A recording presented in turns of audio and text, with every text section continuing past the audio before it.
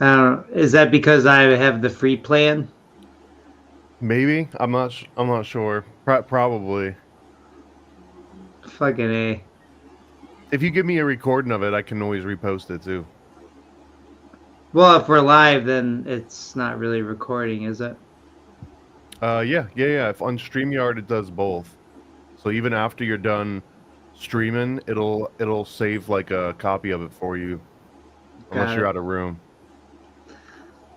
All right. Well, fuck it. We're live and we're here with the one and only, the paranoid American. One thing that really impresses me about Thomas is his memory for the very specific details of the very esoteric information, right? So, he's an encyclopedia for this type of stuff, and you know, uh, I think that's one of the reasons that you're not as popular as some of your constituents, Thomas, is because you articulate it way too well, and they don't that's one of the reasons why I feel like I'm really shadow banned too, is because they don't want some of this information, the powers that be just don't want out. So it's I'm very suspicious of people that get let through the shadow ban barriers and are everywhere at once all of a sudden, you know what I mean? I got a theory on this, and I think it's kind of that whenever you start getting into the weeds, anything that's beyond the surface level, it's just problematic for people watching it. It makes you question things too much. Advertisers, it gets into some murky areas that advertisers don't want to touch. But everyone is happy to entertain the sort of like surface level, big like headline claims saying celebrities have clones or that aliens are going to attack. But then if you actually start pulling like pulling the carpet back and looking at all the weird little things that have been brushed under the carpet over the years, you start talking about blue beam. You want to talk about alien attacks? Talk about blue beam. Well, now all of a sudden it loses a little bit of its shine. Like conspiracy theories aren't as fun for some people when you got to start doing some actual history and reading it up. But then also, that's not exactly something that every advertiser wants to stand behind. Is something that might potentially be legit when there's so many other options out there for them. So there's almost no advantage into going much deeper than surface level for any of these claims. Thomas, this is my friend Kaylin. Kaylin, this is Thomas, the one and only paranoid American. Um, Nice to meet you, Caitlin. Nice to meet you. and it's Kaylin, not Caitlin. Caitlin. Yes, Yeah. yeah, Caitlin. God, God, I wasn't sure. So yeah, Thomas, why don't you tell people a little bit about yourself real quick, just a quick little intro, and then we can get into some deep occult Disney stuff, which is what I'd like to really ask you about. All right. I mean, I've got my bio boiled down pretty well right now. Ex-military, Disney for 10 years, music on MTV and VH1 and movies and TV. And then while I was at Disney for 10 years, I started a comic book company called Paranoid American. That was in 2012. And yeah, I've been at that for the last 13 years. Yeah, and that's how I found out about you from actually the first time I ever heard you was on Tinfoil Hat, and then I checked out the Occult Book Club, which actually became one of my favorite shows there at work for a while. And obviously you went deep into Paracelsus and John Dee and all of the great, alchemy sort of things in those books. And yeah, man, I think you have a very interesting perspective, even though some people might be a little paranoid about your Freemason affiliation, or whatever, but I think that at the very least you serve as some great revelation of method for I all of appreciate us. that. They've tasked me well on this particular endeavor. They were like all the Masons of the world got together at the high level 99 degrees, and they were like, we need to infiltrate comic books and conspiracy. And we'll just print. They're like, we'll just print money. Don't worry about Bitcoin. Don't worry about Uh, pharma. Get into no, this more like very tiny niche area. More like they manifested it all to begin with. It's all part of their trust fund. You know me, it's all part of their ancient trust fund dork fuckery.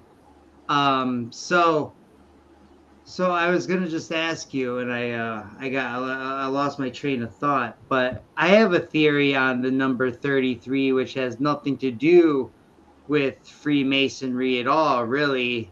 And if anything, I would say that they're trying to get you to look over here with the Freemasonry, with the other theories. But I believe that 33 is so important to these guys, not because of Freemasonry, but because Mount Hermon sits at 33 degrees, and 33% of the fallen fell at Mount Hermon, right? So, if when you study 77 worship and this 42 and all their coordinates that they're always using in a lot of their false flag operations, um, yeah, you notice that they're obsessed with coordinates,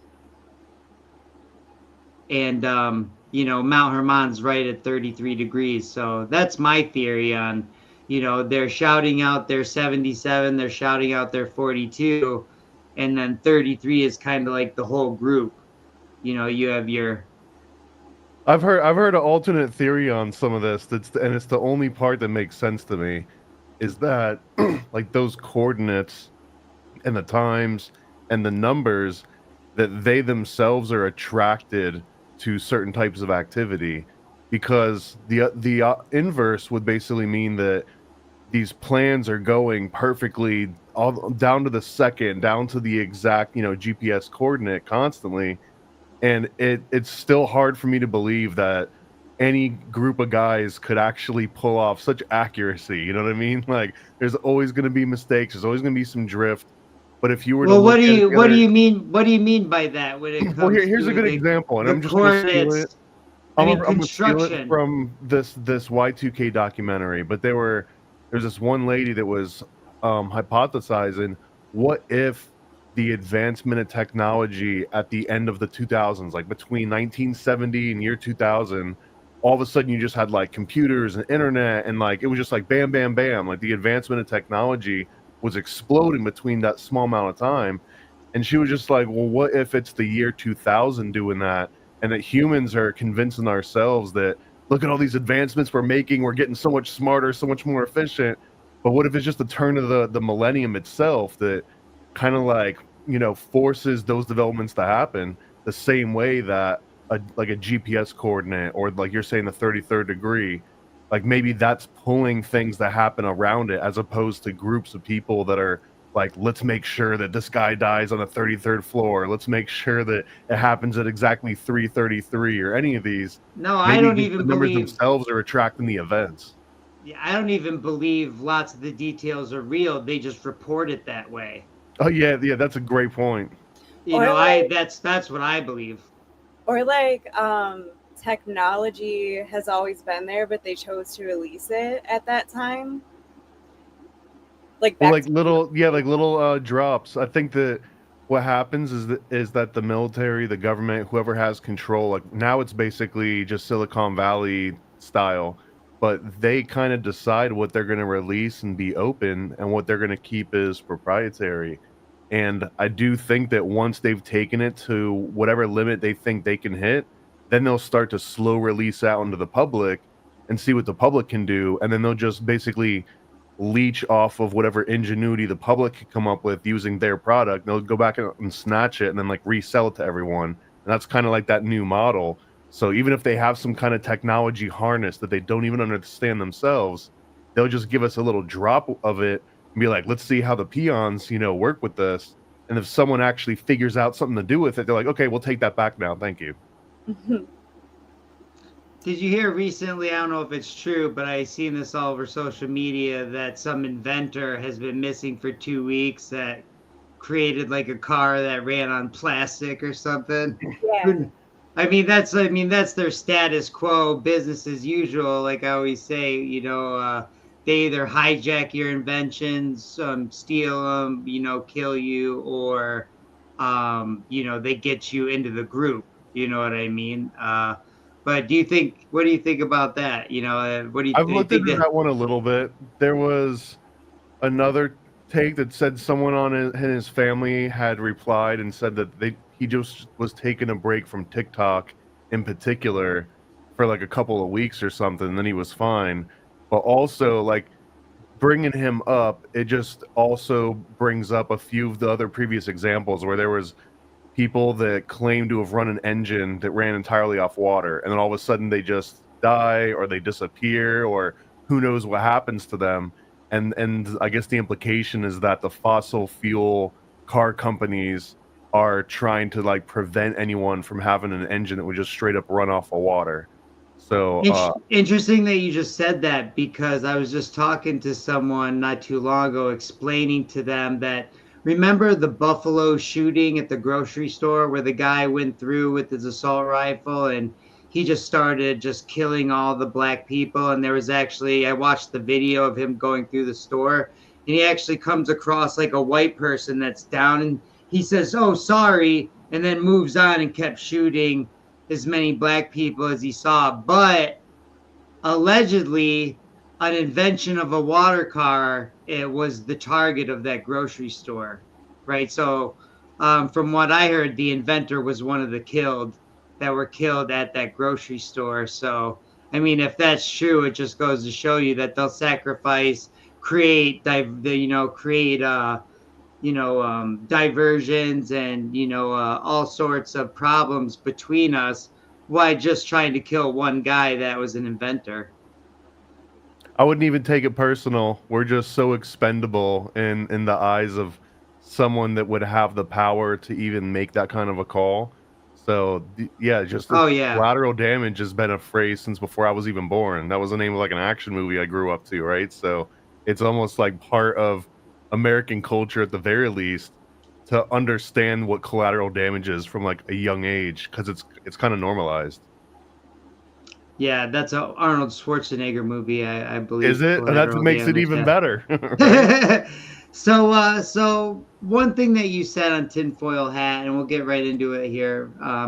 One thing you said on Tinfoil Hat, and I want you to try to repeat it if you could remember it word for word, but something about the magic being like, if the technology is the same result as the magic, it's something like those lines. Can you remember how you said it? I'm sure you've Well, said I this don't know if a you're hundred million talking times. about this Arthur C. Clarke quote, but it's that any sufficiently advanced technology is indistinguishable from magic. Yep. I think that's the specific quote that he's got out of like 3 or 4. Yeah, that's it. And it's like, can you like elaborate on that a little bit for the people that don't understand what was just said? Yeah, yeah. So basically, anytime that you've got possession of some kind of knowledge or technology that no one else has access to, you can also treat it as though it's magic, and you can make people think that you've got some magical power or a magical device, and really it's something that anyone could be using. And anyone's probably dreamed about, what if I could just go back in time, but I had my phone with me, or I could go back in time when I had whatever, like, and you could, or like some song, like, oh, I could just take this song and go back and pretend that I was the one that sang or whatever. All that is just a form of this same kind of quote, where if you can just harness a technology and use it for your own sort of advancements, and then claim, my best example of this one is the Apocalypto movie with Mel Gibson.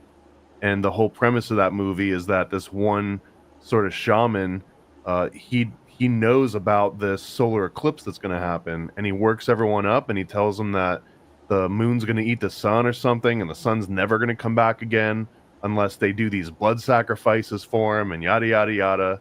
And basically it all plays through. But they show you over the course of this movie that he just knew that there was this astral procession, and he knew exactly what was going to happen because he had access to some information. You can kind of consider that technology, but that would be no different than, say, if someone knew what AI was 30 years before the public gets to know about it. They could have been using it and just seem prophetic, or just seem like, they were able to generate so much more content than anyone else, when in reality, it could have just been some hidden technology. Right. And that's a very, very good like example of how just because he has some esoteric information, he's able to control, pretty much everyone in the area.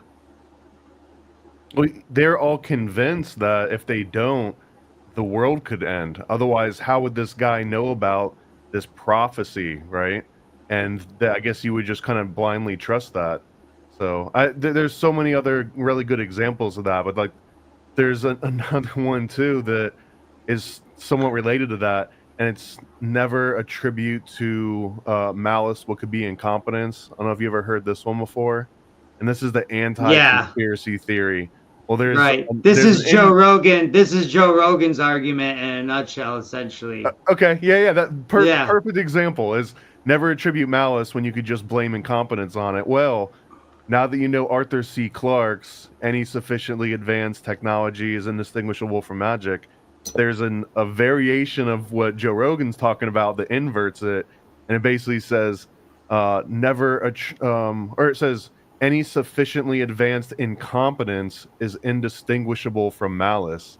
And it basically means it doesn't matter if you messed up because you're dumb or if you messed up because you're evil. If the result of the two of those things are indistinguishable from each other, then there's really no point in arguing what the intent was. The outcome is what matters. Right. Yeah, you killed the person. It really didn't matter if you were just because you were retarded. So here, let me ask you this, Thomas. What about, do you think this technology could be considered like a hardwired magic? Like something, instead of having to do a seance and a ritual and use a talisman and an amulet every single time, um, they've got it hardwired now so that it works every time. And now we're using our screens to scry, straight from our hands. Are we I can be talking? easily convinced. Are we Sorry, go ahead. talking any technology or just like a specific technology?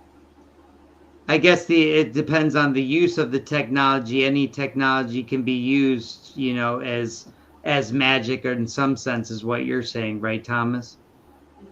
We The way that you said that made it sound like you're talking about phones, and phones is probably the best example, just because there is, almost every substance known to man inside one of these things. So it's got crystals, and it acts as this black scrying mirror, and it does all of the things that if you went back to the 40s and said, "Hey, I've got this magic mirror on the wall," type thing, uh, that you can just ask questions and it can talk back to you, right? If you could just take this technology back to when these grim fairy tale stories were what were being used to teach children, and then all of a sudden you've got an actual talking iPad or something.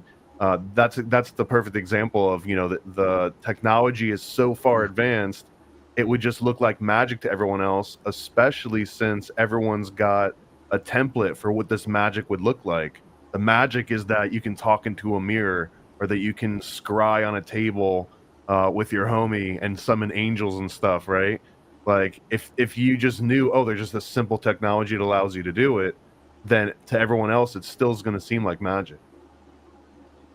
My daughter's was playing a game on her iPad, and she's like, "Dad, check this out."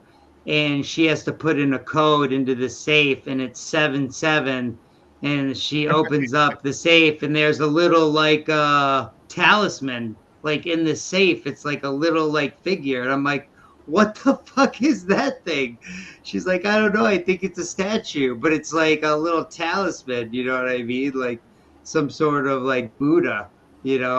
So yeah, man, it's in everything. It's all the time. When one thing that I was watching your show called Disney, and it blew my mind when I was reading the book, and I realized that one of Crowley's nicknames was Nemo.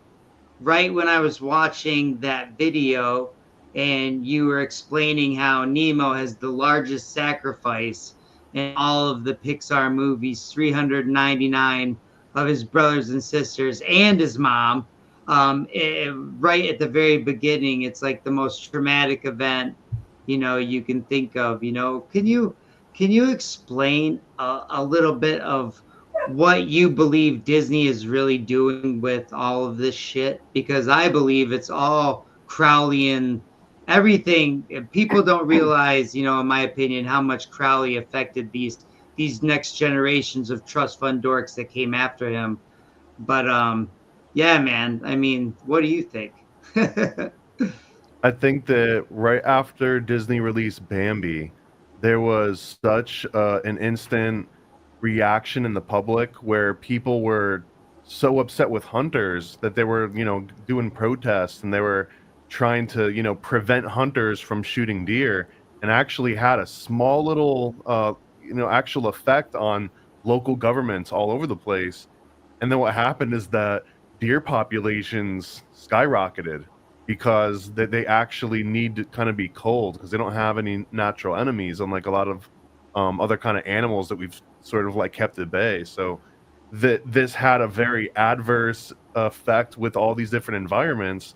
But Disney learned, like, wow, look at how serious this is. We can put out a cartoon, and all of a sudden, the public is demanding political change. We're changing environments in ways that maybe if there was a way that you could laser focus this, figure out instead of just accidentally releasing it and seeing what happens, what if we can harness that and develop it and kind of refine it over time?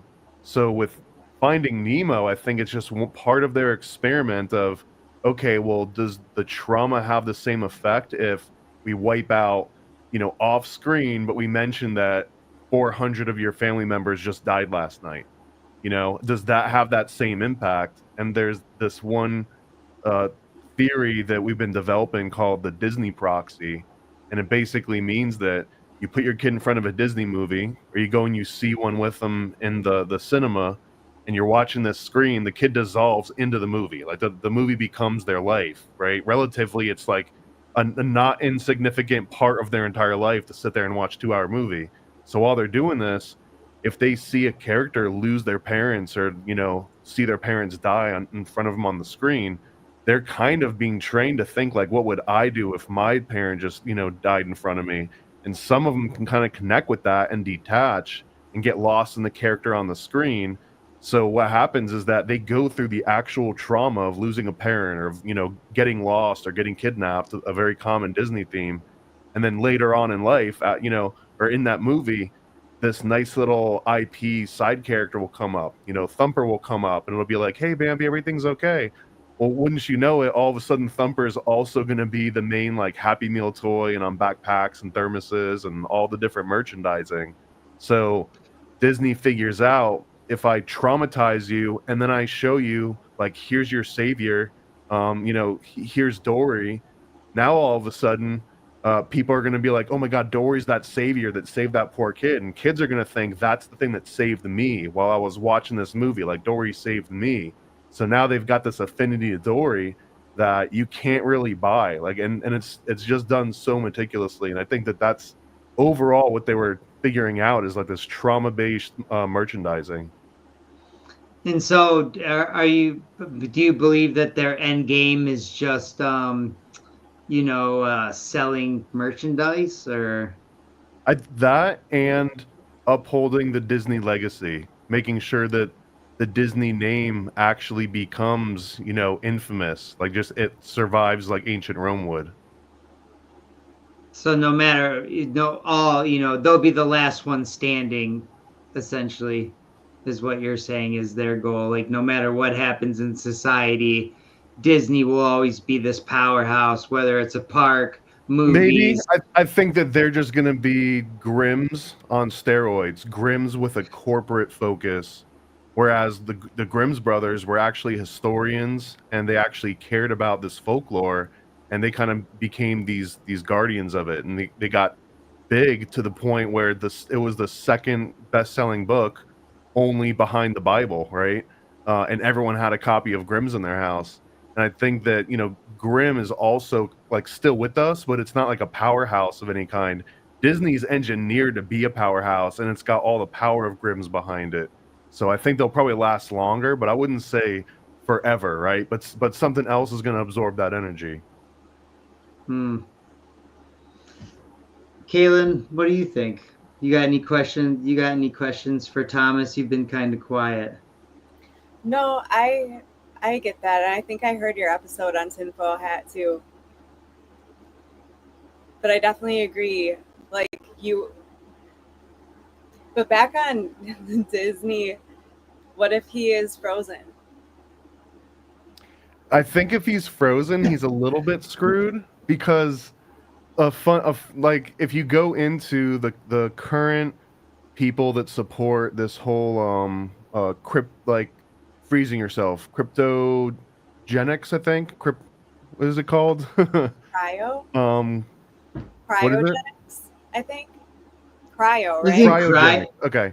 Yeah. Isn't that just where you go into like the really cold chamber and like recover? Like Well, this takes it to like a net. This is almost like a freeze drying process, but like Alien. that's cryotherapy, I think. So the current promoters of cryogenics right now, they believe in what I think you would call a last in, first out process, LIFO. And basically the theory is that as soon as they figure out how to defrost someone that's been cryogenically frozen, then the technology won't be advanced enough to pull someone out of the back of the freezer that's got like freezer burn on them, like Walt Disney might have, right? It will be way easier to take someone that doesn't have freezer burn yet and try and restore them back to life.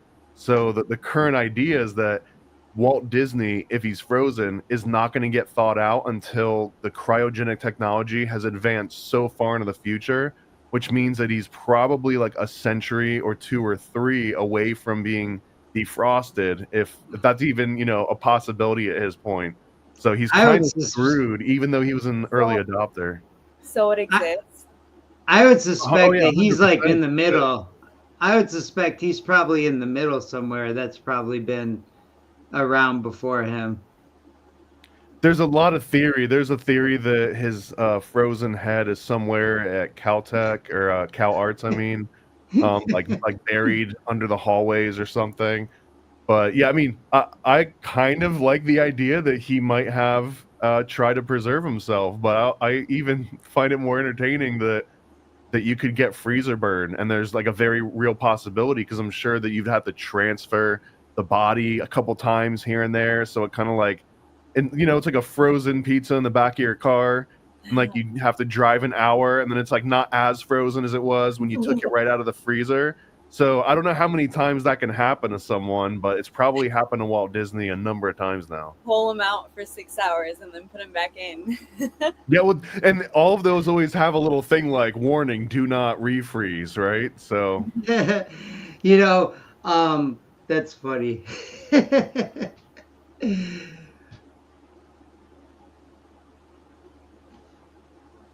So what about this?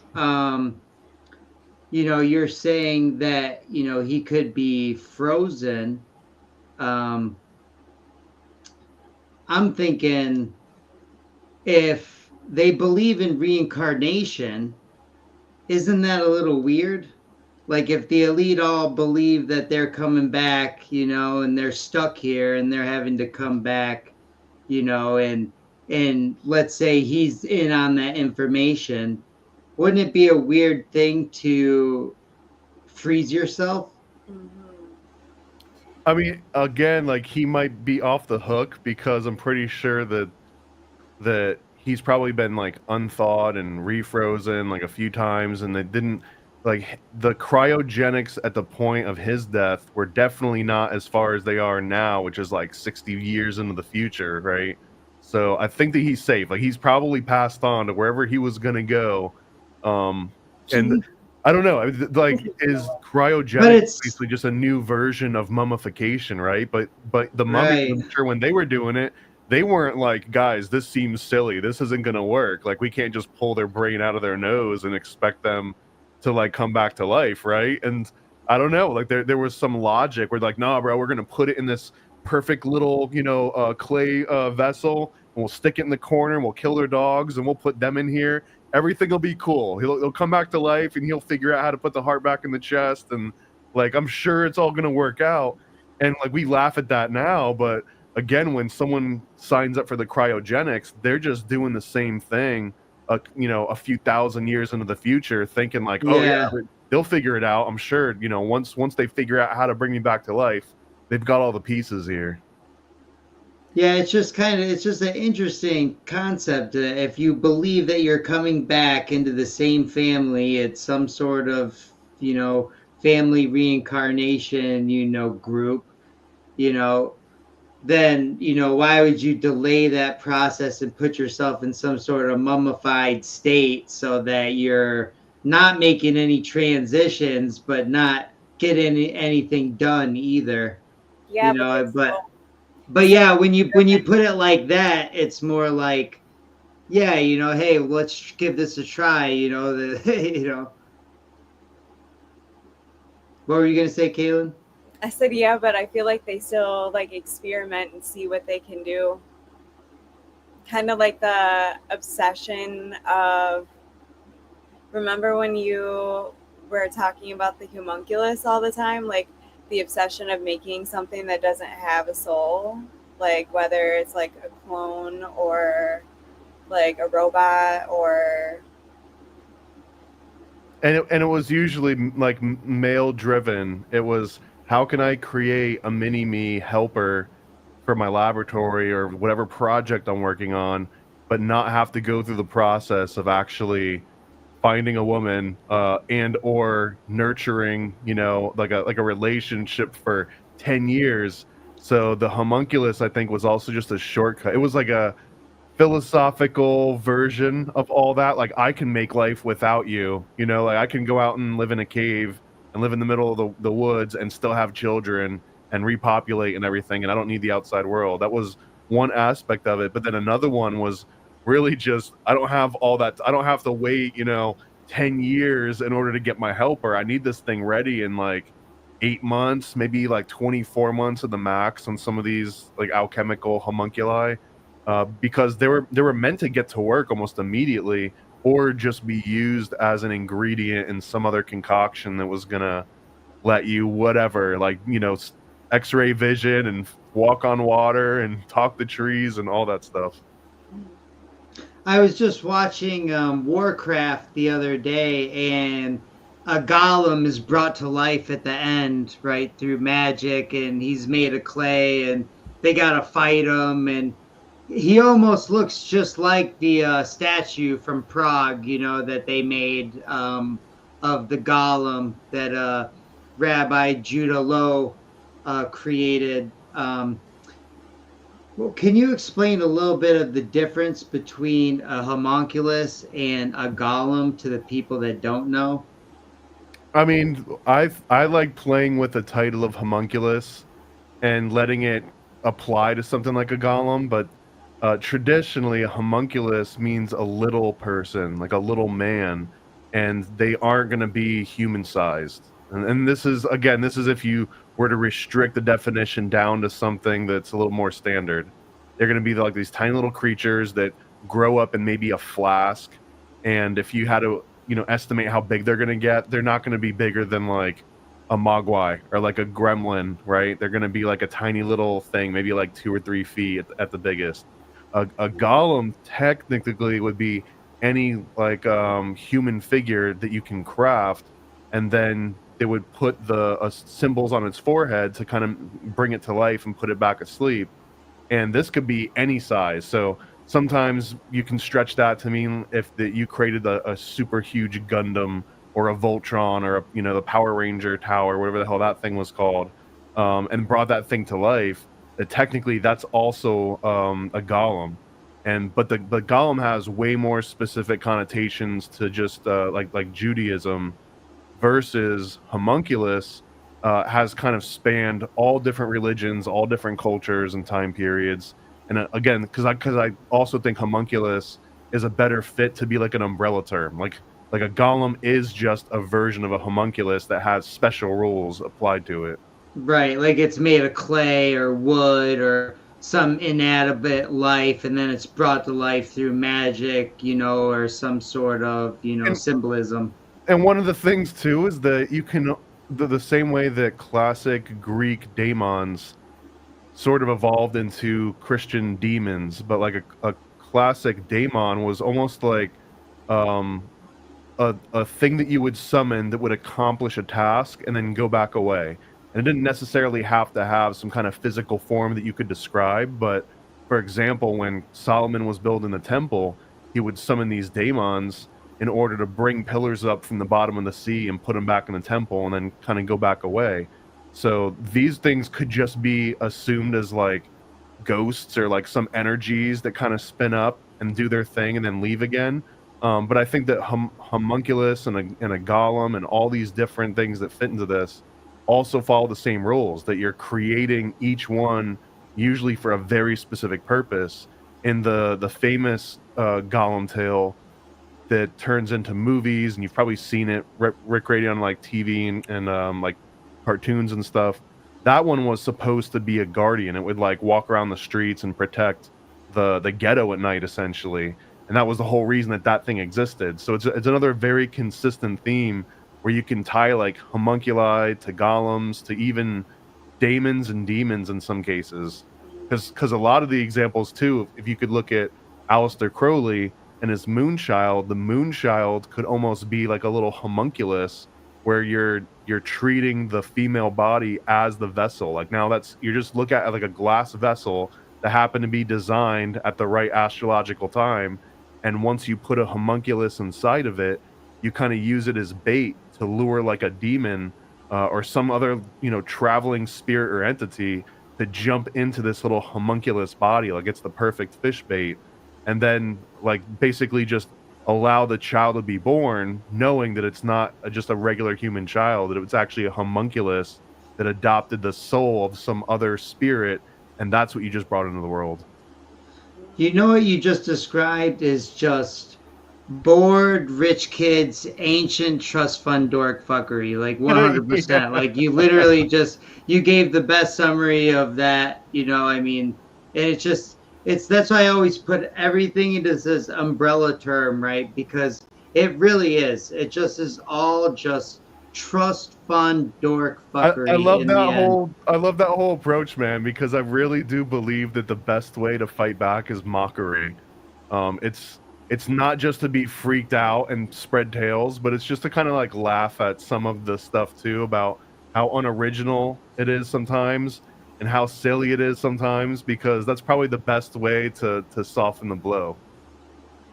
Yeah, I'm with you 100%, and I feel a lot better about knowing what's really going on. It doesn't scare me like my stepdad once said, "I'll have to relearn my entire life, and I don't want to do that." And it's like reality is reality. It has nothing to do with like what you want or don't want to learn, right? It's either. I'm just curious, what did you bring up to your stepdad that he was like, I can't relearn everything right now. I've got too much going on. What was it, like 9/11 or? I was trying to show him I was trying to show him some green screen NASA videos and some like where their pants were being pulled up by harnesses and they were clean. There's so many movies about how NASA faked the moon. Like every cartoon I grew up with kind of implied that the moon landings were faked.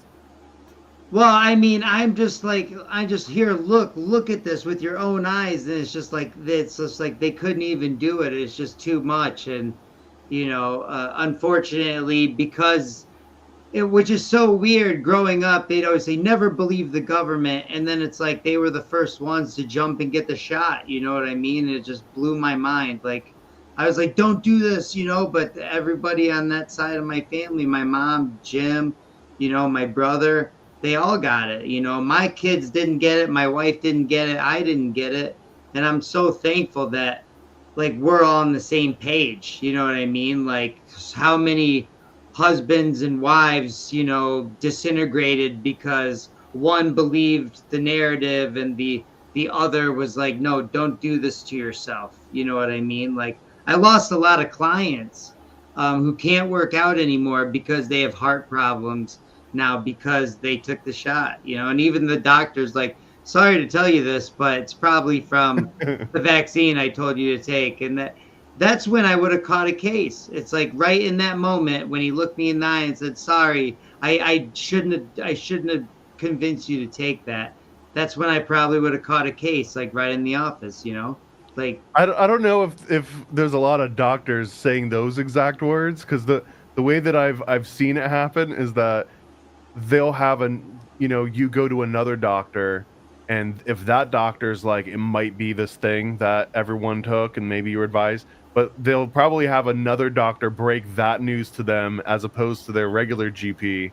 But most people would just go right back and just plain right, because again, it's the same thing that I started out with this, talking about how there's no benefit in going beyond sort of the surface level stuff for this.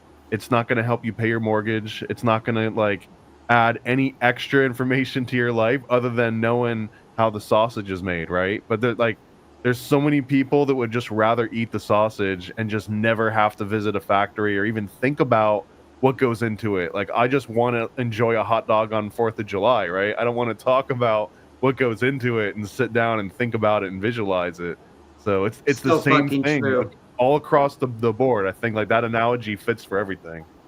Yeah, it's so true. It's a great analogy. It's like, and sometimes I eat a hot dog, and I know it's fucking bullshit. There was a British cook. It wasn't Gordon Ramsay. It was a guy named Jamie something or other. But he had this show where he would go around to schools and teach them, like, here's how a healthy lunch, because it was back when people cared about American lunches. I think it was when Michelle Obama was in office and everyone was talking about school lunches.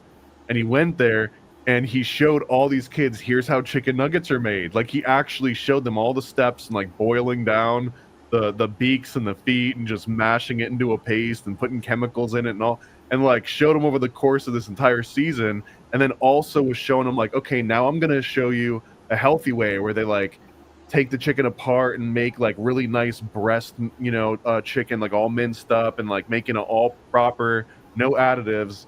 And at the end of this whole season, he's like, okay, now who wants to eat the McDonald's nuggets over here that is made out of this gross pink paste? The whole time they're all like, ew, right? And who wants like my homemade chicken nuggets that they're like nice and healthy and great for you? And every single kid went for the McDonald's. Like, then there was, even though they saw the whole process and they were like, that's so disgusting, and they were recognizing how gross it was. It was all just chemicals and bleaching it and turning it into certain colors. But there was still like the brand recognition and the brand loyalty and just Program. like the brand loyalty. God, that is so true. Like, people are so loyal to their brands. Like, even if they know, like, for example, it's very interesting, and I don't know if this is true, but there's a part in Leviticus where it tells you, don't ever wear these materials, and doesn't really give you a reason, but just don't wear these linens, don't wear these materials, right? And it's kind of one of those weird things. Well, turns out, and I don't know if this is true, but allegedly the scientists, that are studying vibration said that those materials listed in Leviticus lower your vibration, right? And that Nike uses all of them, right? So, I mean, it's just, and I always buy Nike, so it's just kind of, it's just kind of interesting, right? How like this brand loyalty is ingrained in us, even in when we know it's some fucking trust fund dork fuckery at the very core. I mean, even if you had a brand loyalty to Nike, right? And you went out and got a pair of shoes, if you're not even paying attention, you would have no idea. But like the same exact shoe and the same style, sometimes you're gonna get one that was made in Thailand, one was made in Vietnam, one was made in China. Like, sometimes they vary a little bit between the stitching and the materials.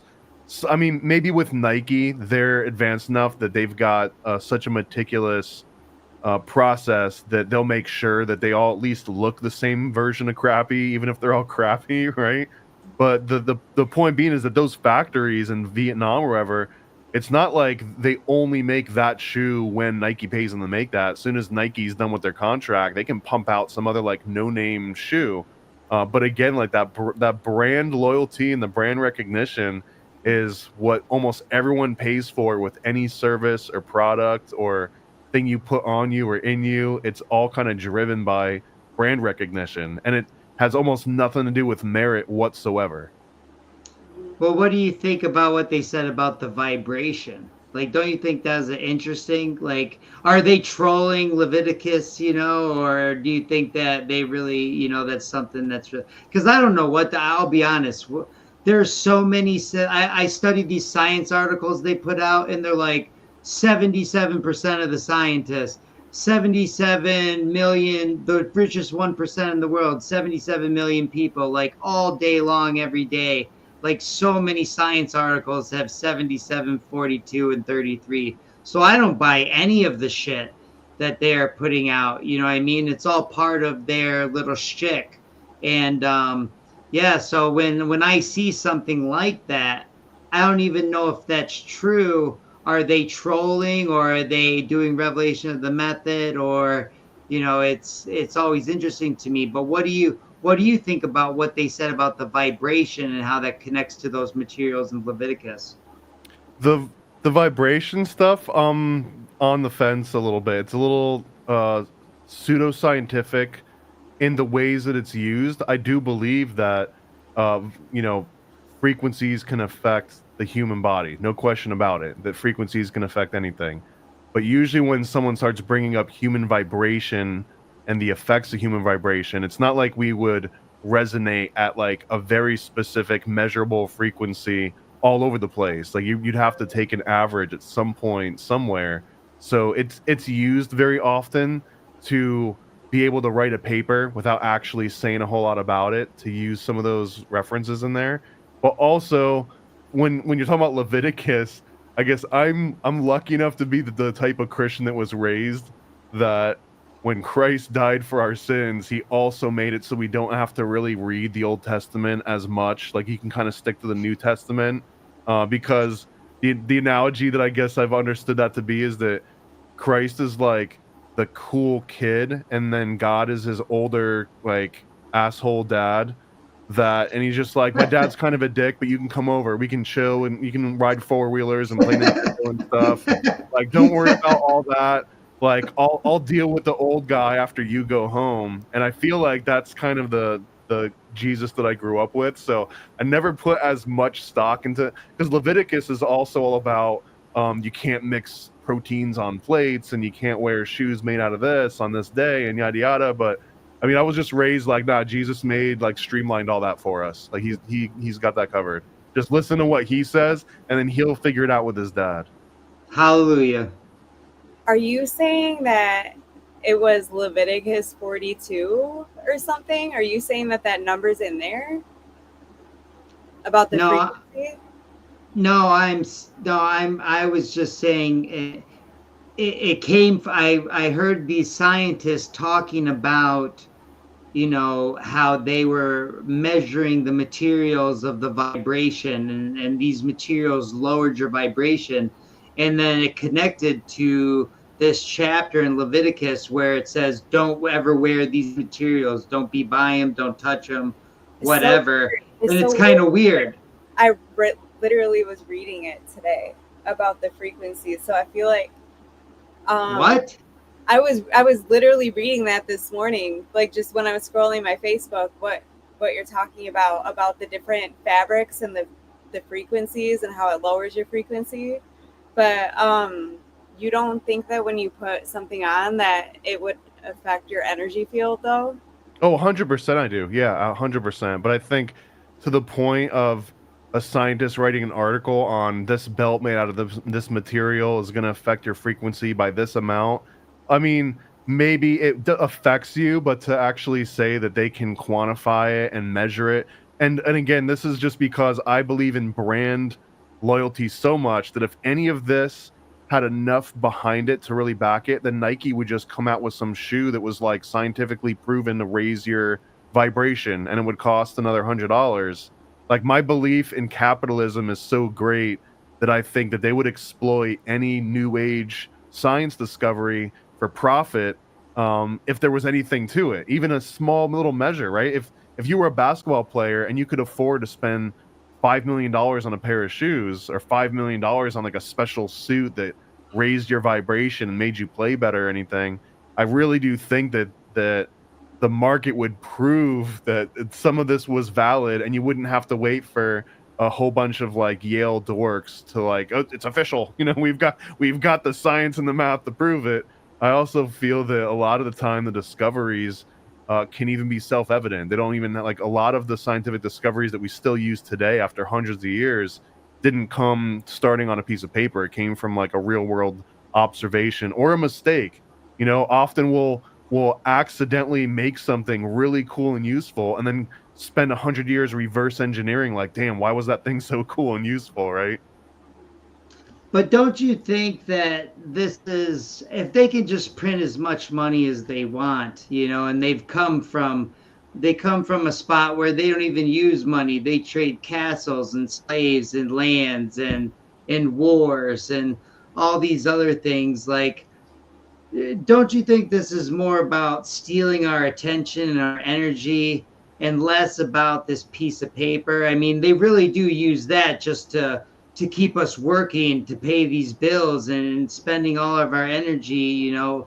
Where are you at on the spiritual war part of it? Like, I really look past the money part, and I look more at, you know, what they use the money for, which is a tool to, you know, loose our attention and our energy. You know, where are you at? Where are you at there? Because it seems like, you know, you believe in the system a lot more than me, Thomas, which is interesting because, you know, everything that you present is, you know, you're fighting back against these Illuminati. You know what I mean? Well, I But feel more like I'm trying to use the blueprint and the templates that they've spent all this money and time making sure that they work, and then just using them to poke fun at them, right? Like using their own systems and their own marketing tools. And again, I get it's because, you know, I grew up and I worked and had music placed on MTV and VH1 and try to get into that world,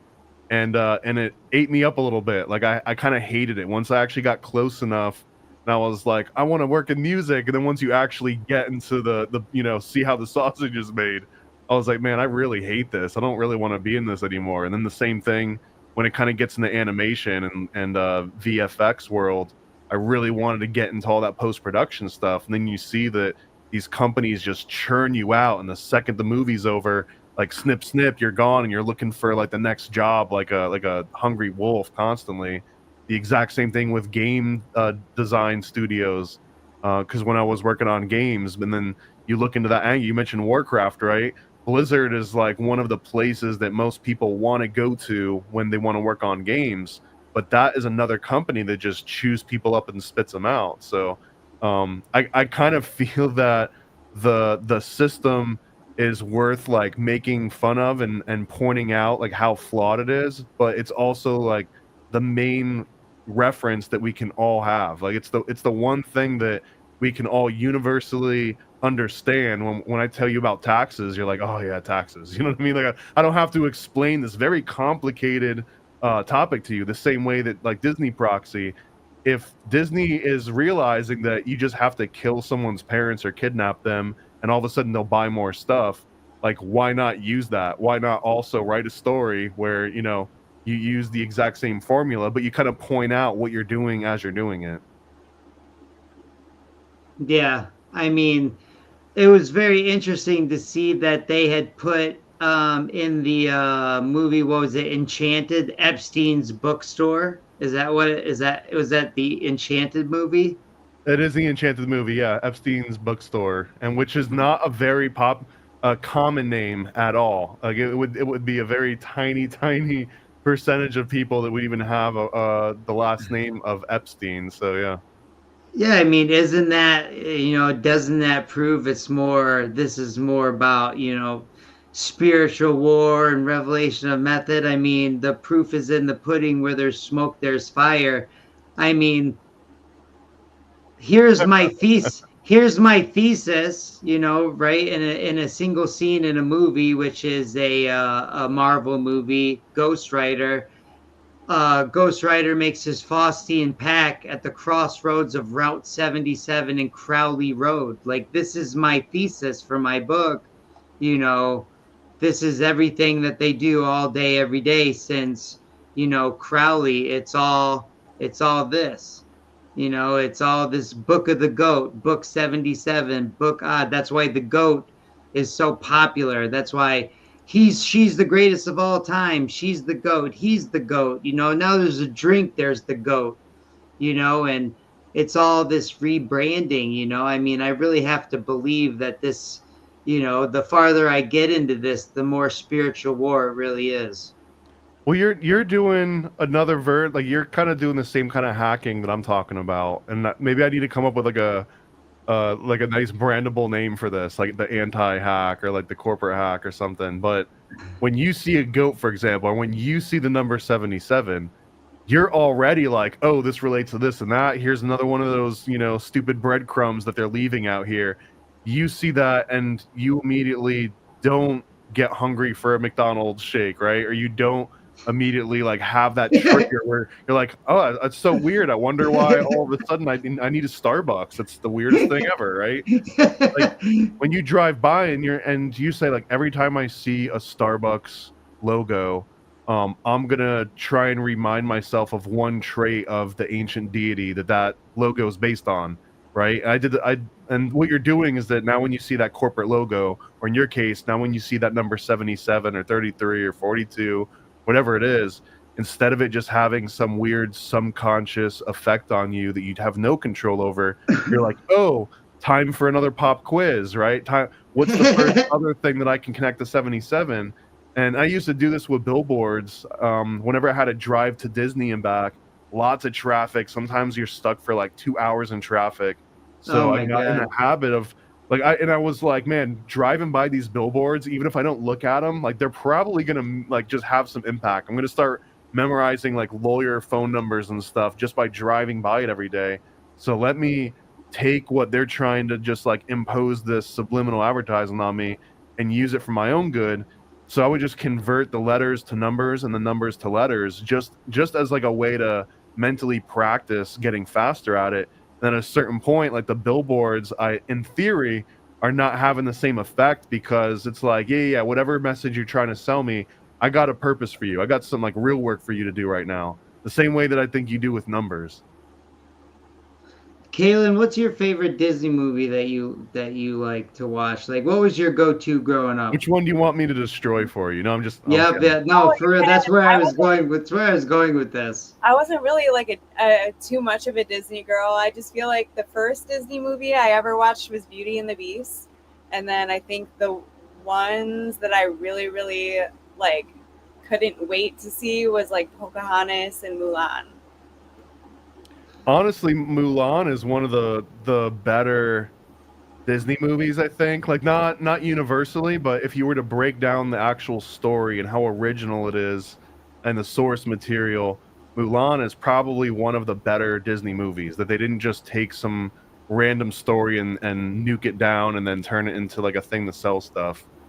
Which is anytime that they actually had like an ethnic character in the 90s, it was them trying to branch out, but also they did those stories with a decent amount. Pocahontas a little less so once you just look into the backstory of Pocahontas, and it's not that the what is his name, John Smith, or like John Roth. There's John Roth and John Smith. I right. think. So I think John Smith is the one that we see in the Disney movie, and they didn't Yeah. really have any interaction at all. Maybe like small brief moments, but they turn it into this whole like romantic thing. But I think she ends up getting with another pioneer that was kind of like a problematic relationship. And then after I think she leaves him, she goes on the road and becomes kind of like a sideshow character. So that one's a little bit the worst one, honestly, is probably Beauty and the Beast, just because the original storyline, it was a story that you would tell to your 12 or 13-year-old daughter because you're gonna marry her away when she's like 14 to some brute that like lives far away in some big house, and he's got a big beard and like maybe he smells, and he's got all these problems. He's literally gonna feel like a beast. And it was a way to tell your daughter like, hey, maybe there's a prince deep down if you just do the dishes and sing and serve dinner, then under that big hairy beast, there's going to be a prince that will like emerge from that. And this is very real. I'm not just like being sarcastic. Like Well, Oh, I the know. point This of that is original story was to prep your daughter to like this horrible experience she was about to go through. And it's wild that Disney takes this and turns it into like a little princess story and kind of plays out the same way. oh, that's funny. what is the Thomas, what is the biggest travesty of a story that Disney has done out of all the things that I mean, you've studied, you've watched every fucking Disney movie under the sun. Even I thought I've watched every Disney movie. You've watched Disney movies I haven't even watched. You know what I mean? Probably just for Not all research great, purpose. man. Yeah, they're not all the same experience. What's the worst retelling that they've done to an original the original information? Well, I got two answers, and the worst is leaves open for interpretation. The one that got ruined for me the most was Sword in the Stone, which I think was like my all-time favorite, and it still is. It's still in my top 10, but I don't even know if it's in my top 3 anymore, just because it's got this extra weird layer of knowledge that the original stories were written by this guy that was like trying to lure kids away from their families, like out into the woods and stuff. And that's kind of the whole premise of Sword in the Stone, is that an old guy that lives out in the woods lures a young orphan boy into his cottage and teaches him magic and turns him into different animals where they have like romantic encounters and stuff and like almost gets them killed. And there's too much reality that's like hiding behind what that story is about, that like some of those things kind of happened in this guy's head when he was writing. So again, I still love the movie, but it has like this weird layer now and this extra kind of stench that won't kind of like get off of it anymore. The one that I think is the most nefarious so far, I think, is Toy Story 3. And Toy Story 3 is the one where Andy's going off to college, the one that, you know, owns all the toys originally, and the toys are either going to get given away in like a garage sale or something, or they get donated, and then some of them end up on a conveyor belt and they're going to get melted down at like a garbage dump or something.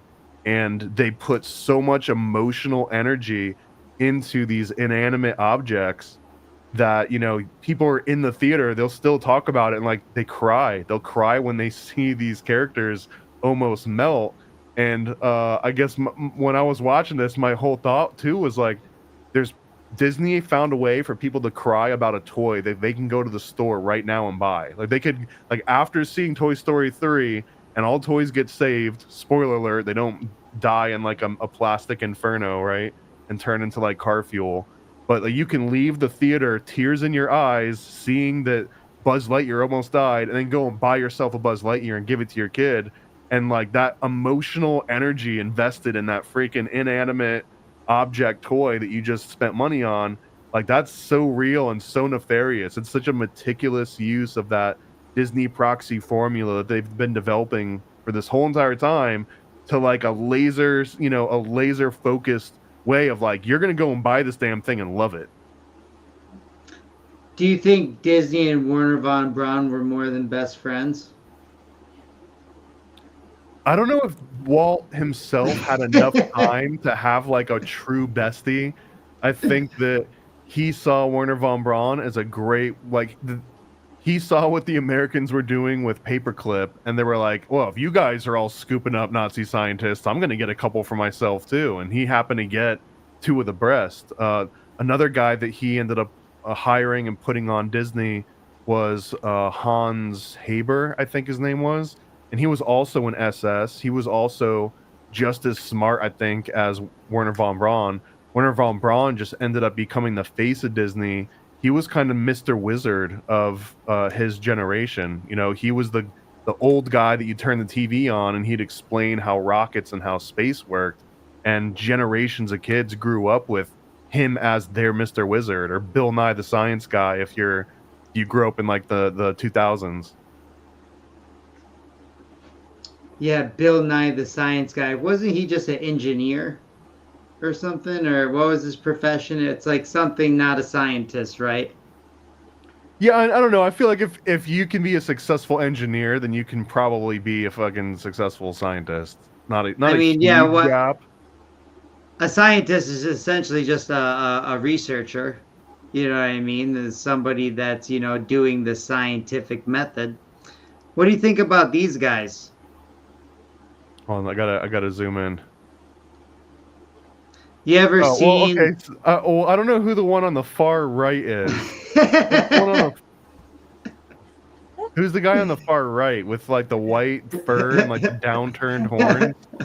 I'm not. Maybe he's like, a depressed goat. He's more of a depressed goat, but Okay. yeah, you see these guys. Have you seen these rituals that they do at CERN before they turn on the Large Hadron Collider, Oh where yeah, yeah, 100%, man. Or the when they guy's open up dancing tunnels around and yeah. the guy's dancing around with the goat mask, and then he's like, it's almost like some sort of retelling of a changeling fairy type like story. It's like prancing around, but he's wearing none other than the goat head, right? This 77, this book of the goat, this Baphomet. And remember, Aleister Crowley believed he was a reincarnation of Elias Levi and Edward Kelly, and this is one of the reasons why I believe in my cosmology that this place that we're in kind of is hell, and we keep coming back here until we get it right, but the elite are stuck here because they made deals with these entities or whatever they're talking to at CERN to try to open up. What are your thoughts on, I mean, I know you have a spiritual war bone in your body in there. It's deep down in there somewhere. It's not all. It's Very- not all capitalism. It's not all capitalism and just surface conspiracies. I don't know. I mean, I guess to quote, I always end up quoting this really old Sticky Fingers album, which is like not even a great album, but it was called The Ballad of Kirk Jones, I think, or The Story of Kirk Jones. Again, it wasn't even a great album, but he's got this one song on there that I heard as a teenager, and it just lodged itself in the back of my brain. But he's having this conversation with God, and God asked this one question that's always rocked my world, and basically the response is, how could I have make rules and not have them kept? And the whole premise was basically like the types of rules that God, if whatever you want to call a God, would enforce would be the kind of rule that we couldn't even break if we wanted to, like a rule of physics or the rule of numbers or something. Like you the type of rules that a god would truly create could not be broken, and that all of these other sort of like spiritual warfare kind of approaches, a lot of them rely on you making some interpretation that's not universally agreed on by everyone else, hence the whole point for having warfare between different denominations, right? Like how many different denominations of Christians kill each other even though they agree on all of the generalities. One guy will be like, wait a minute, I don't know about this whole like Trinity thing.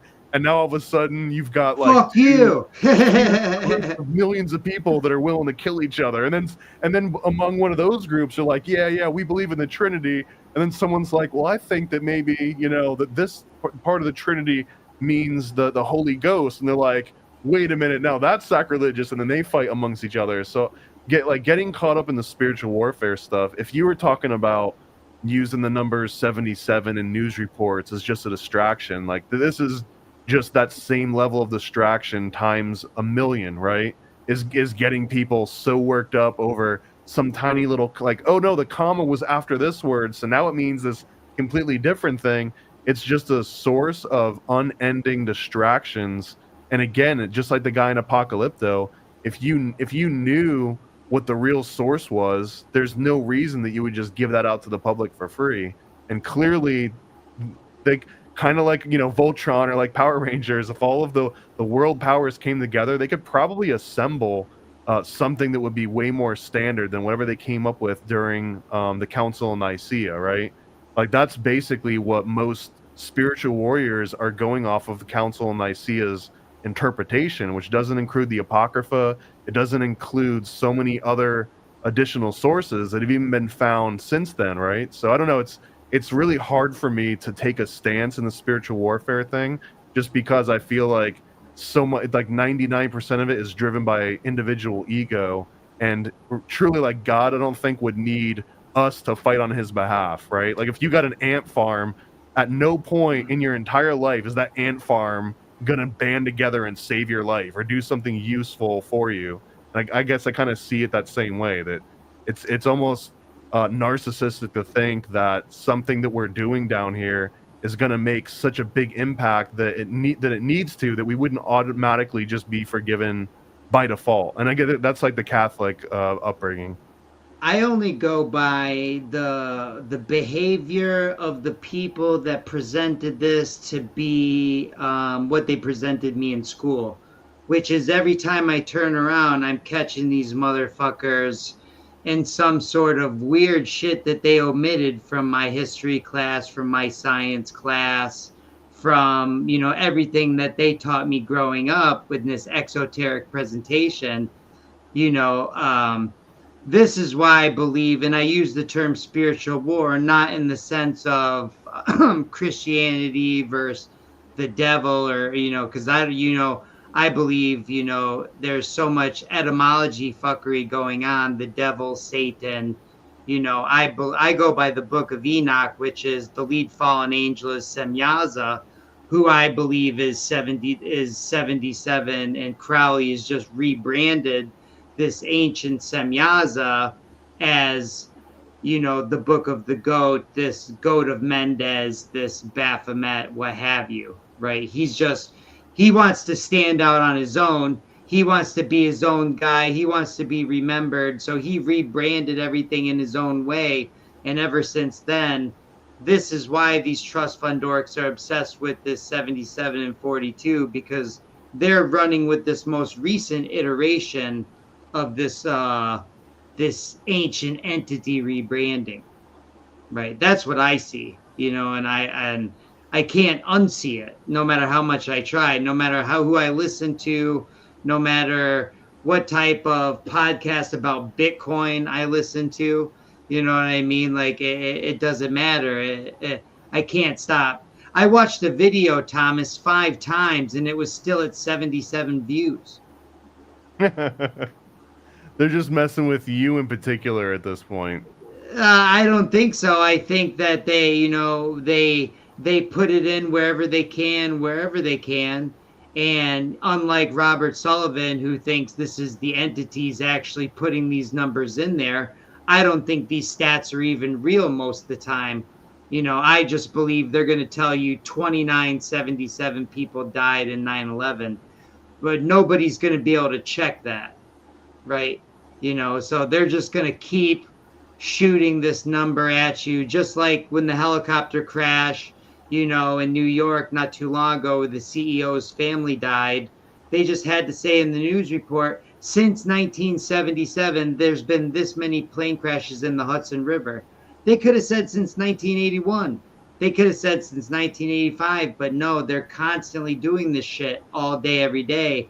And even when I'm trying to just not look at it, it shows up. And then the curiosity will get the better of me, and I'll watch the video more than once, and I'll be like, oh, well, maybe it's a glitch. I'll watch it again. Maybe it's a glitch. I'll watch it again. No, it's still at 77, Thomas. I mean, I don't discount what you're saying, man, because the same, like what you describe with numbers and being massaged, right? Where if someone could just make up a number and squeeze it in because there's no way to check it, then sure, at some points people are making up these numbers. And if you had the actual capability to put an important number in front of a bunch of people at scale, I kind of think about it the same way as that when they designed smartphones and the iPhones. There's a really good documentary called General Magic. And you probably find all sorts of connections in this one, but it's about this group of ex-Apple engineers that came together and designed like the original smartphone in the 90s, way ahead of their time, and they failed because no one, like, they couldn't explain what this thing was going to do. But it was basically the smartphone, and they're going back and showing you their notes, and they're talking about the mathematical proportions to make this device so that it feels satisfying in your hand. And it had to have like the golden ratio worked into it, and it had to have golden ratio worked into the little edges of it, and all this math that were just saying that like the human body will just appreciate these ratios more based on it was kind of new agey, right? In some regards, but sure enough, man, like all this stuff absolutely worked. So if you can bake numbers and ratios into an object that you want to hold in your hand and put in your pocket that feels like natural to the point where like you want it and you want to like make sure it's around, and it turns into like a safety blanket, right? It's because the numbers work so well. So there's no reason that you wouldn't also make numbers work really well for you in other easier formats, right? How hard is it to actually make this thing that has a certain weight and a size and all these functions versus I can just slip some numbers into these reports here and there, or if I'm writing a movie, I can slip these numbers in. Of course they're doing that. It's so easy, and there's so many opportunities that why wouldn't you slip numbers in, especially if there was even a less than 1% chance that would make your movie sell better, or again, like sell more products for you in the long run, then why not inject that extra 1% in there versus not? Yeah, I just think it's so fucking it's such a LARP. It just to me it shows that these guys are just the ultimate LARPers. Everything they're doing is a live action role play WWF presentation. Like and I have to reevaluate what is a sourced fact, right? Because even the dinosaur narrative is 77, right? They have to tell you iridium closes the case on the dinosaurs. We found dust at the bottom of the ocean, and that closes the case on the dinosaurs. And I'm just sitting here and I'm like, huh, I wonder what the atomic number is of iridium. I look it up at 77. I mean, you can't make this shit up. Ultron, it comes on the 77th attempt. Like they can't help themselves with this stuff, Thomas. And, like I said, I believe wholeheartedly that this is all just Aleister Crowley worship. It's all this. It's all this guy. Libra 77 is usually the one that gets recommended to like if you really want to know what Crowley is about and where to start, it would be with book 77. Right. And in my opinion, he's just trying to be John Dee and Edward Kelly and Elias Levi and all these guys that he studied, and rebrand things in his own way.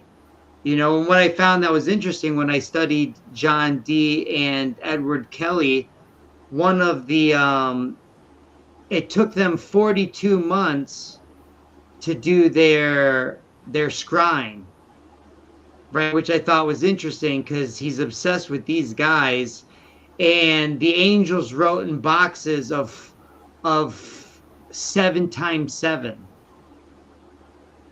right? So I thought that was interesting that maybe this 77 and 42 comes directly from John Dee and Edward Kelly, and as he's obsessed with these guys and he's studying them, this is why he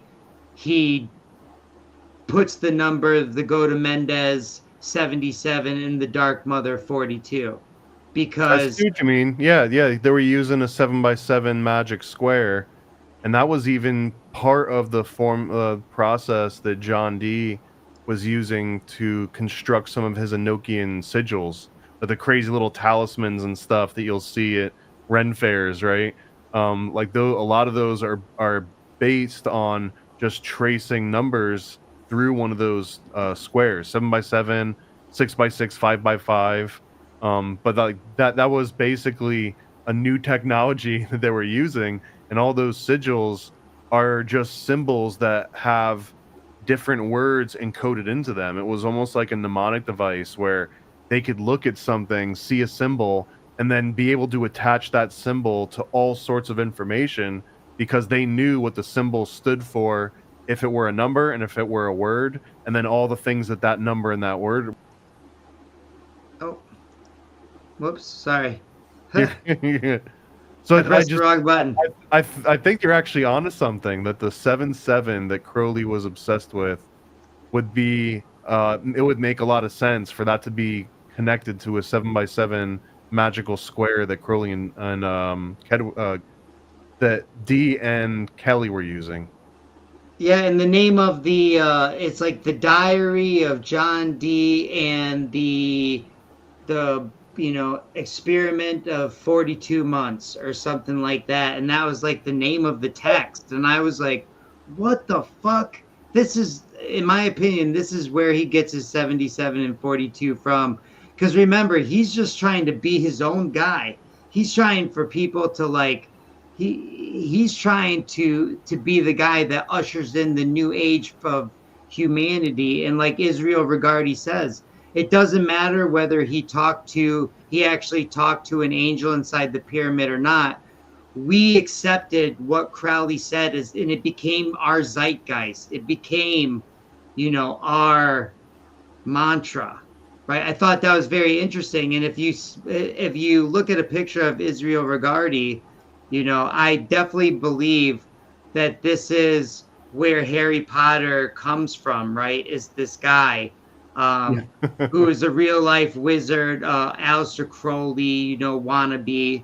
I 100% believe that this is where they get the Harry Potter character Trust from. fund dork, right? Yeah, just another trust fund dork, man. So, Kaylin, you got any last question? I mean, you've been really quiet. You've been such a good listener.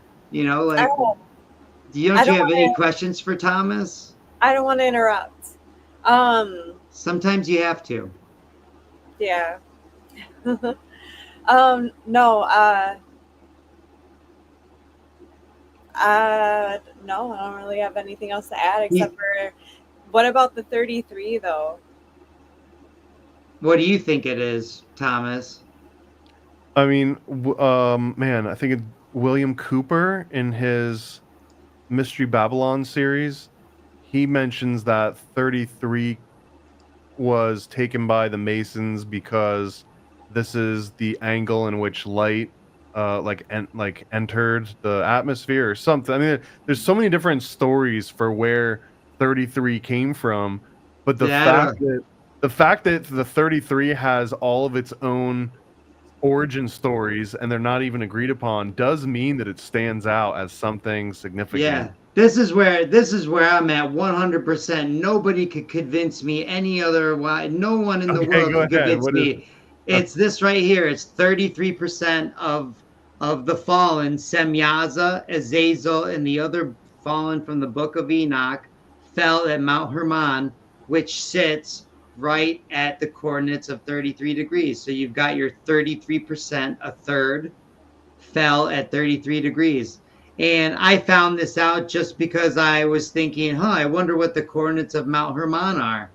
And I looked them up and it was 33 degrees. So, in my opinion, this is 100% why they're obsessed with 77, 42, and 33. You got your male fallen angel, you got your female fallen angel leader, and then you've got your whole group, which is a whole pantheon of different, fallen angels with different tasks and stuff like that. And yeah, so regardless of what anyone says about 33, whether it's Jesus, whether it's your vertebrae, whether, it's this or that, this is where I'm at. And literally, I'm sorry to tell you, no one could convince me otherwise. I think you could maybe even invert your logic and just say that the story could just have easily been written to incorporate 33 fallen at this 33-degree location, just to make 100%. so that the story would have even more impact and more relevance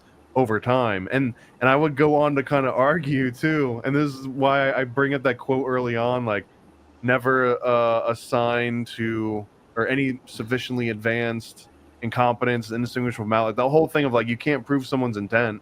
So I would say you can take the same line of thinking and then say, well, maybe the story didn't get written to incorporate this on purpose. It's just like it works out to be like that because like attracts like in a way. So that and I'm starting to learn this myself, but I do this show on Tuesdays called Think Tank, and a bunch of those guys talk about this concept of like synchro mysticism and this whole thing about finding numbers and subtracting birth dates and when this person starred in a movie versus when this other character died and the months between and the gematria of the name. You've seen all the stuff I'm talking about, Yeah. and that there are so many connections that the only thing that makes sense at a certain point is that these things are like happening like in tandem with each other. It's not like one party is manipulating numbers or that numbers are manipulating reality. There's almost like a play between the two. Like there's a cooperation between these two worlds of numbers and of consciousness that are making these patterns happen. It's not a one-way street. No, there's definitely a lot more going on in the world than they present in school. I mean, the world is way more interesting than they want us to know. Well, I mean, I got a good example of that. 100%. Here's a good example is that talk about 33%, right? We basically spend a third of our lives asleep and dreaming, right?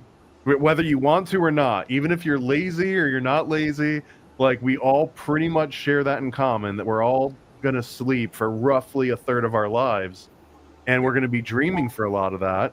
So why wouldn't it make sense to teach kids about like dreaming as you're growing up, since you're going to spend a third of your life doing that? And like lucid dreaming or interpreting dreams or anything, it's bringing up a dream. It's almost like getting laughed at. It's like you're just making up stupid little daydream stories, and they're so trivialized compared to how much of our lives they occupy. And I think it's just proof that school and education is not about helping you out on your own personal journey. It's about how can you become a productive cog in the system, as cliche as that sounds, right? Like that's the ultimate reason. And I think that that's why it's so easy to play this apocalypto shit with us constantly.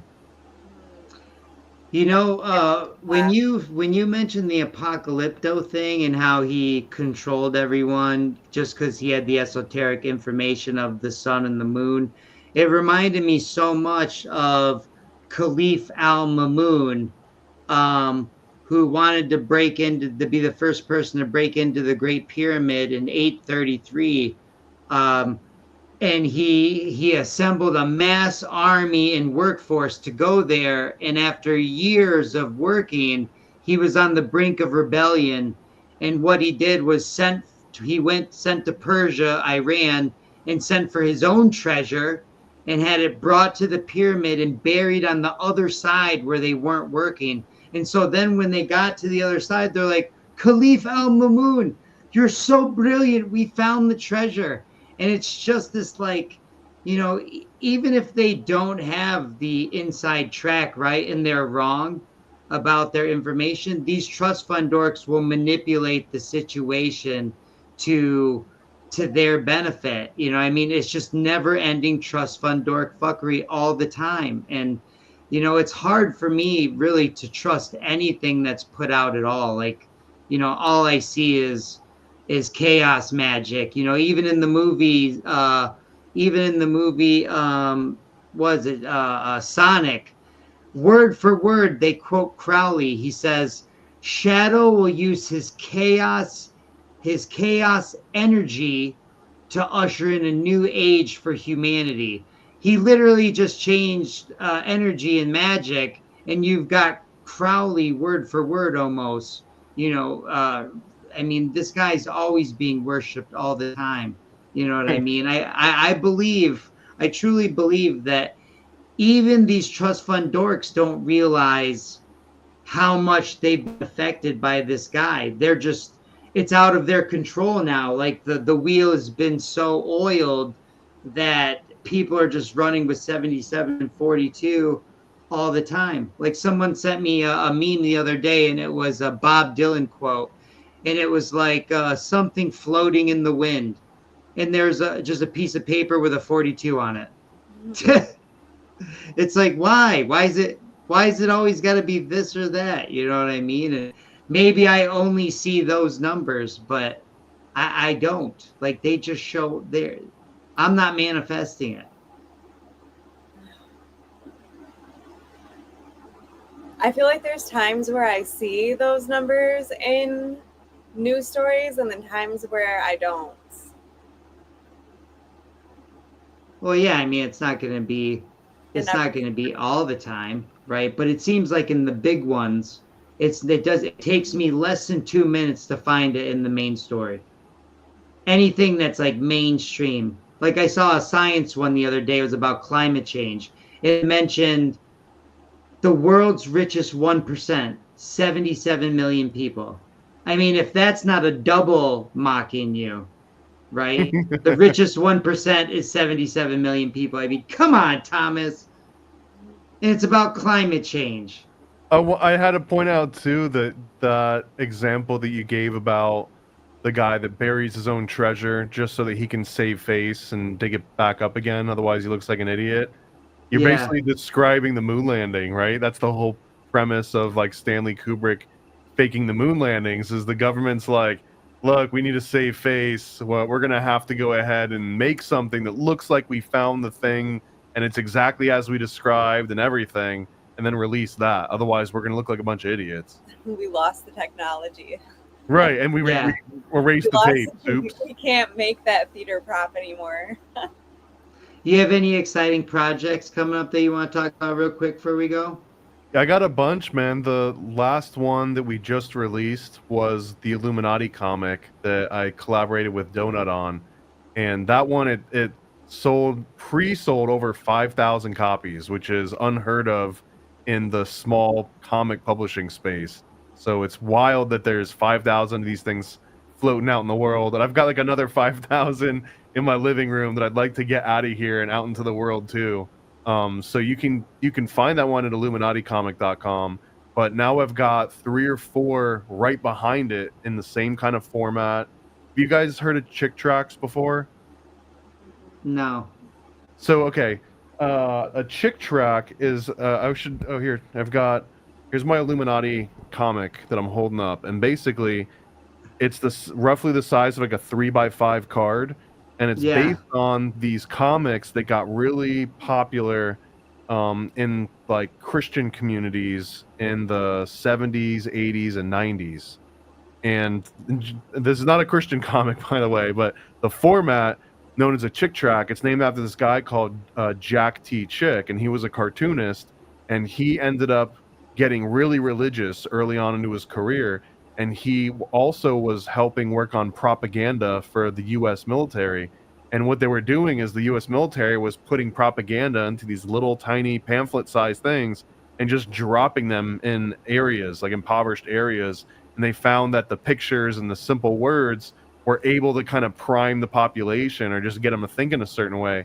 And he took what he was doing for the military and he put little Christian comics out and was like, I'm going to use that same technique, but I'm going to bomb people with like his Bible stories and whatever, Leviticus and stuff.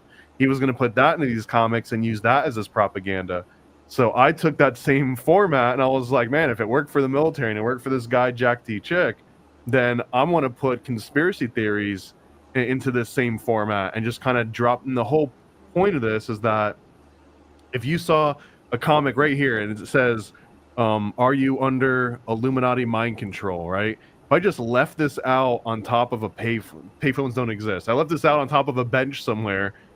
It's kind of unassuming. I've put them in airports, right? I'll go to like an airport Starbucks table and just leave one out on the table and hang back and watch people interact with it.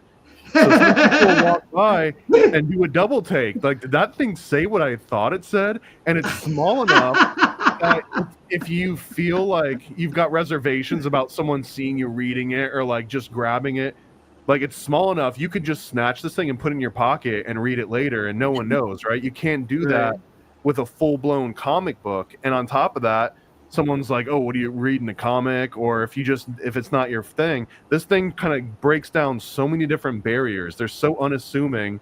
This has actually got more artwork and more text than a full-blown comic book does, but it's all about the Bavarian Illuminati. And it like breaks down the handshakes and the rituals and the symbols and the code names and everything.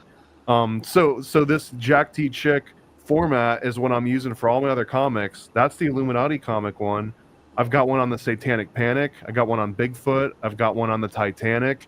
And I've got another one that you might be interested in, especially where it's breaking down gematria, the Kabbalah entirely, and Kubrick symbolism in all the Kubrick films, and then tying that in with Fraser's Golden Bough. It's a very ambitious one, but again, it's just going to be one of these little unassuming looking chick track style comics that breaks down some like really complicated information in a comic form. Yeah, that's awesome, man. I'd love to participate in any part of a comic book in the future or anything. If you ever felt like enough, gracious enough to put me in any of your projects, I'd love to participate in any way, shape, or form. Besides buying, besides the usual buying your stuff. Last thing, Thomas. Where can everyone find you? Where they can, find you on social media and stuff like that. I should be able to be found really easily at Paranoid American pretty much everywhere, except I think Twitter, it has to just be Paranoid America. And then at paranoidamerican.com is probably the best place because, you probably know more than anyone else too that how easy it is to lose access to accounts and bounce around and have to go by different code names. And so paranoidamerican.com, I've been doing this thing since at least 2012 officially. I think I actually started working my first comic in like 2006, but since 2012, I've been operating behind paranoidamerican.com, so you can find a huge variety of work there, comics and zines and coloring books and stickers and custom toys and all kinds of stuff. I'm really trying to be like the super Walmart of conspiracy theories. Yeah, you're doing a great job, and I just want to designate that I don't really consider 77 and 42 and 33 gematria. I consider it more of a rebranding, the same as the black cube or Saturn symbolism. It's all the same thing. It's 77 is Saturn, is the black cube, is Semyaza. It's all just a rebranding of this lead fallen angel, So I really don't consider it, gematria the way I look at it. I just consider it a redesignation of how they communicate their God to each other, which is in some different form, whether it's a 77, a black cube of Saturn, or an actual planet Saturn. This is why I believe all the corporate logos are so much Saturn going on, because it's all the same thing. So I don't really consider that gematria. People are always asking me about gematria, and I'm like, yeah, I don't really get into it. I mean, honestly, me either. I find it fascinating, and I find it's like a tool that I see someone else using, and it's like, man, I'm glad you're having a great time with that tool, and you're figuring, someone making like an ice sculpture or something. It's like, man, that like you can really put that tool to use, and I respect that. But I don't have the same use for that tool as other people do. But I still find that it's valuable, and I would almost argue with you a little bit and say that it's still gematria, whether you want to classify it as that or not. But the same way that like the number 8 and the letter H sound the same and look the same and occupy the exact same numerical position in their own systems, they're both at the 8th position. Like that kind of shows that at a far enough timeline, letters and numbers were the exact same thing. There was almost no point in even differentiating between the two. We've moved way beyond that at this point. We've abstracted so far beyond it, but I think it's like potato a little bit as to whether you feel that you're doing gematria. I think it's still gematria. Well, I would argue it's only gematria when they're using a GG as the 77, right? In that case, then it is gematria. But I would argue that when they're using a 7 and 7 and 42, it's just a clear shout out of Crowley's rebranding of this stuff. But we know Crowley was, into gematria, and he clearly is using it in some sort of weird way. And I would like to say that in Crowley's gematria, Michael Jackson comes out to 77, and JFK's little brother is 42. So I mean that's interesting if you want to go the gematria See, I route. knew you had it in you. I knew you had it. Kaylin, what were you gonna say? Oh, I was gonna say one time somebody told me that in the Bible, I'm not super good with the Bible. I've never really read a whole lot of it, but somebody told me that our God made it very he really wanted us to know that he would only speak to us with words and not numbers and symbols.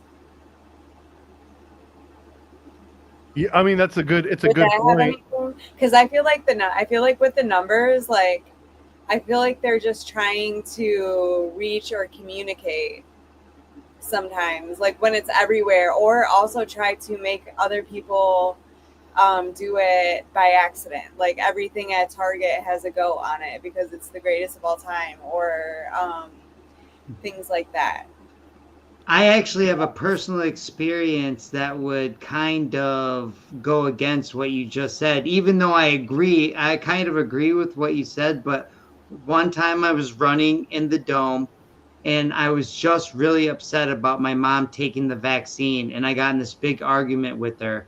And I was, I was like running and I was talking to the sky. And I was like, God, why won't anyone listen to me about this vaccine? I clearly know that this is some trust fund dork fuckery and it's just going to hurt some people. Why won't anyone listen to me? Like 2 minutes went by, and all of a sudden I started thinking about a Bible quote in a chapter I've never read at all.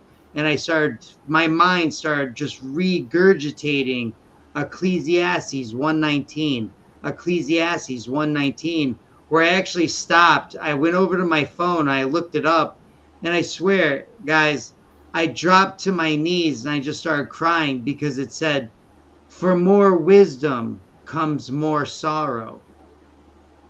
And that was like God answered me directly 2 minutes after I asked, "Why won't anyone listen to me?"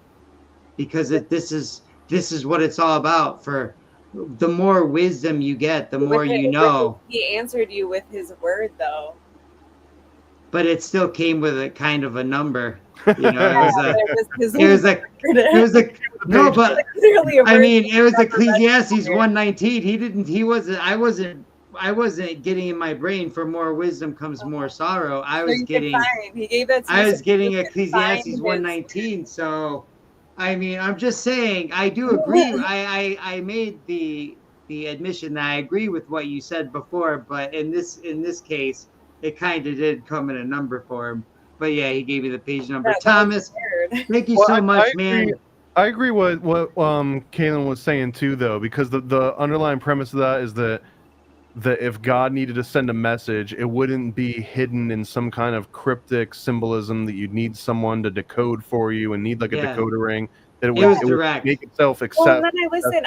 One time I was scrolling the internet, just like doom scrolling, and some guy was giving this big seminar on aliens, and it was like his little part, like little part of his speech where he was talking about how they don't know how to communicate with us, so they'll do it in repeating numbers, and they're gonna do it in this and that. And I was just like, that's interesting. Yeah, I'm not. I think the whole way cooler alien. than any sermon that I went to as a kid, for sure. Thomas, you're the man.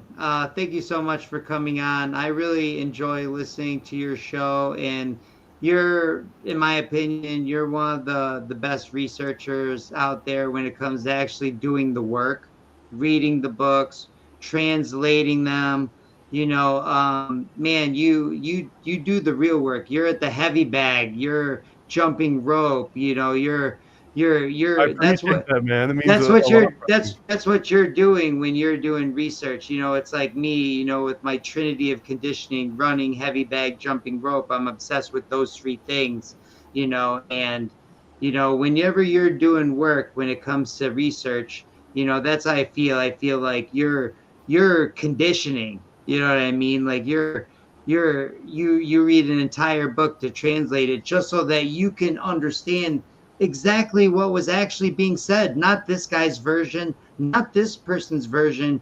You want to know what the source, and that means that you had to read it in a different language. And man, I can really respect that. So stay the course, brother. You're doing great work. You're doing God's work, whether you know it or not. I appreciate it, man. Thank you so much, John. It was nice meeting you, Kaylin. Thank you so much. It's gonna be easier. Appreciate it, man. Everyone, thank you so much for watching. And we'll get, I'll put this out. You know, it's live right now, obviously, but well, I'll get it to Thomas so that he can put it out and try to get some more eyes on it, because I thought we had some good questions. What do you think, Thomas? I loved it, man. I mean, I love talking about all this stuff and Disney, and I feel like I can usually direct one of my answers into something how I can interpret it in a way that like I can answer it in a decent way. So it's like a give and take sort of relationship doing these, right? Yeah, man. Yeah, you're doing a great work. Kaylin, thank you so much for going in the closet and shutting the door and hiding and making My sure dog, that my family. none of your family, By the way, you from know, the world of normies out could there. could bother you. Yeah, and hey, people, watch out for that metal slamming door in the woods. You know, whenever they see a Bigfoot, you know, they're always hearing the metal slamming door. So you watch out for that. Take care, everyone.